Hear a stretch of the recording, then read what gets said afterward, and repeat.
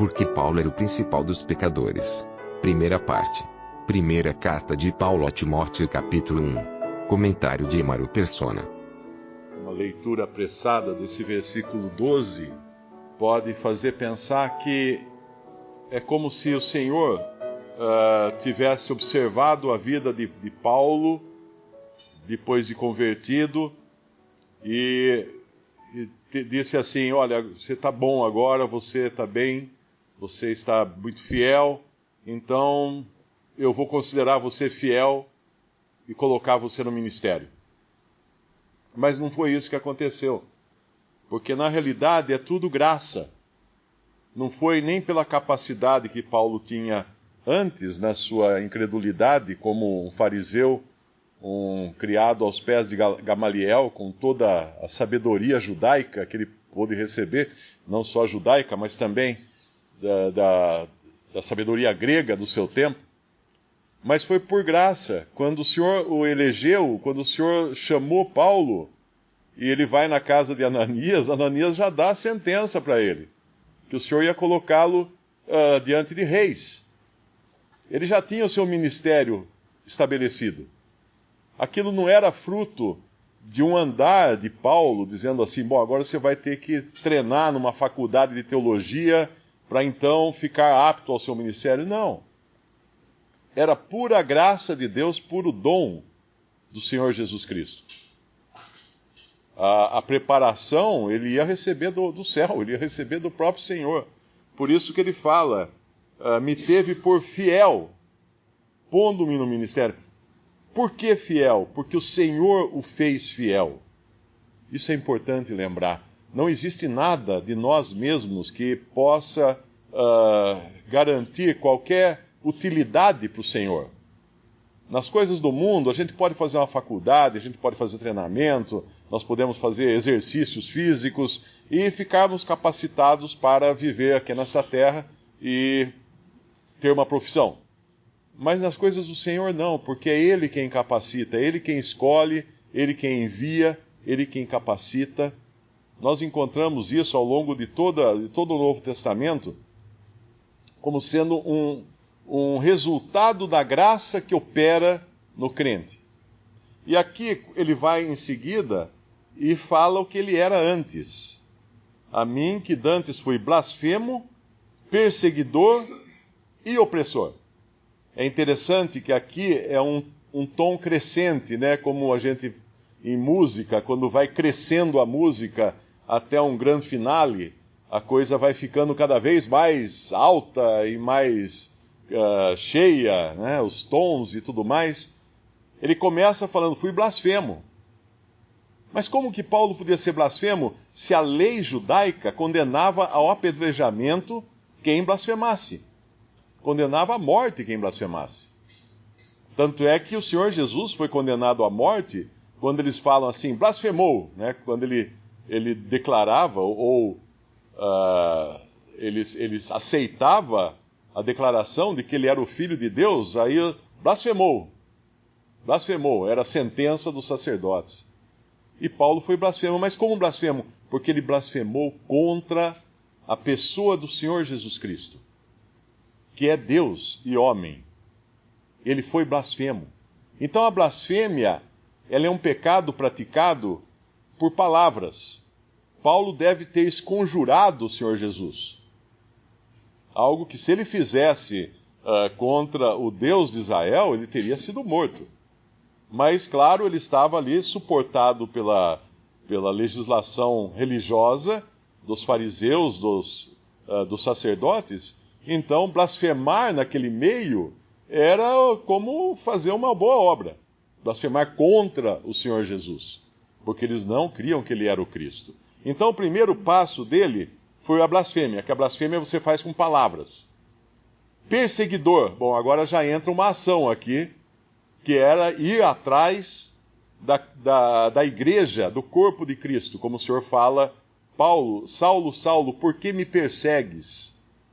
O Senhor fala na conversão de Saulo.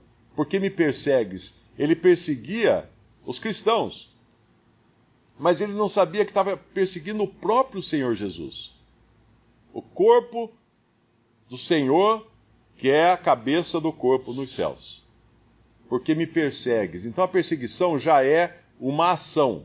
Mas essa ação, ela leva a um desfecho muito mais violento quando nós chegamos na terceira coisa que ele confessa ter sido: blasfemo, perseguidor e opressor. Agora vem o ato físico de oprimir, seja por cadeia, seja por tortura, e tortura naquele tempo não tinha politicamente correto, não tinha, como é que chama esses negócios de humanista, essas coisas da ONU que protege para ninguém poder ser torturado, não tinha nada disso. A tortura comia solta naquele tempo. Como nós vemos depois, o próprio Paulo, quantas vezes ele foi apedrejado, chicoteado, preso com os pés no tronco, e ele fez isso, ele tinha feito isso com os cristãos. Blasfemo, perseguidor e opressor. Mas alcancei misericórdia. Essa é a nota aqui que muda tudo. Nós alcançamos misericórdia quando ainda estávamos na incredulidade. O Senhor é misericordioso para com o homem, não dando o que ele merece. E o Senhor hoje está sendo misericordioso com toda a humanidade, não dando o que os homens merecem. Por isso que as pessoas estão aí livres, soltas, andando, fazendo as maiores barbáries. O que é isso? Misericórdia. A misericórdia do Senhor cobriu Saulo no tempo em que ele era blasfemo, perseguidor e opressor da igreja. E assim sendo do próprio Senhor Jesus. Porque ele fala no versículo 13, porque o fiz ignorantemente na incredulidade. Então foi na incredulidade que ele obteve misericórdia para ser, vamos chamar assim, guardado ainda de um juízo. Mas aí entra uma outra coisa, que essa entra quando somos salvos. A graça de nosso Senhor superabundou. Versículo 14. A graça entra em cena porque o Senhor nos trata com misericórdia na nossa incredulidade, não nos dando o que nós merecemos, e nos trata com graça na nossa salvação, nos dando aquilo que não merecíamos, que é o perdão de nossos pecados, a justificação pela fé. E ele vai falar que a graça aqui, ela superabundou com a fé e o amor. A graça só pode ser superabundante mediante a fé e amor. Que amor? Nosso amor? Não. O amor que há em Jesus Cristo. Deus nos amou. Nós amamos porque Deus nos amou primeiro. Que coisa magnífica essa, quando nós vemos que nada do homem pode ser aproveitado na sua salvação. Nada. E aqui nós pegamos é como se Deus pegasse uma amostragem e dissesse assim: eu vou pegar o pior de todos os homens. Mas alguém podia falar assim: mas como o pior de todos os homens? Paulo fala que ele era um expoente na sua religião, ele era judeu de judeus, quanto à lei, fariseu e etc, etc, etc. Foi criado aos pés de Gamaliel e tal. Sim, mas ele era blasfemo, ele era perseguidor e era opressor de Cristo. Ou dos cristãos, que eram o corpo de Cristo. Então Deus pega agora esse homem, que é uma amostra, uma amostragem perfeita do que existe de pior no homem. Porque quando a gente fala o que existe de pior no homem, inclua-se aí a religião. A religião no homem faz parte das ruindades que o homem tem. Porque a religião, e é o que foi falado antes, nesse capítulo 1 de 1 Timóteo, é o que levava a pessoa a acreditar que no cumprimento de lei ou da lei, ele poderia ser justificado diante de Deus, mas nunca entendeu que a lei só servia para condenar.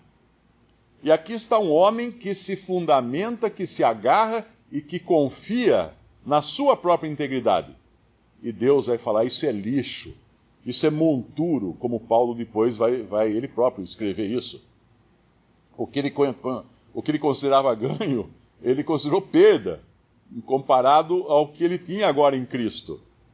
Então ele pega esse homem e faz com que a graça superabunde nele, com a fé e o amor que há em Jesus Cristo.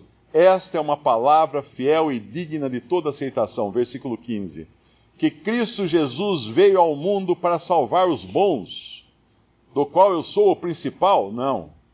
Cristo Jesus veio ao mundo para salvar os religiosos? Não. Cristo Jesus veio ao mundo para salvar os pecadores. E se nós pensarmos que um dia Pedro negou o Senhor Jesus, fala assim, que horrível Pedro, né? Negou o próprio Senhor? Sim, negou o Senhor. Ruim, péssimo. Mas Paulo fez pior do que Pedro. Então Paulo pode ser considerado um exemplo melhor da abundância da graça do que qualquer outra pessoa em todas as Escrituras ou em todo o mundo, porque ele próprio fala, eu sou o principal. Eu sou o principal. Não só o principal pecador, porque ele perseguiu, ele blasfemou contra o nome de Jesus, ele perseguiu os membros do corpo de Cristo, ele oprimiu os membros do corpo de Cristo, mandou para a morte, para a tortura, para serem comidos por feras nas arenas, e aqui ele está agora falando, eu sou o principal.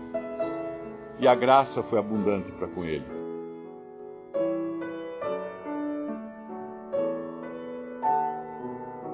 Visite Respondi.com.br. Visite também 3minutos.net.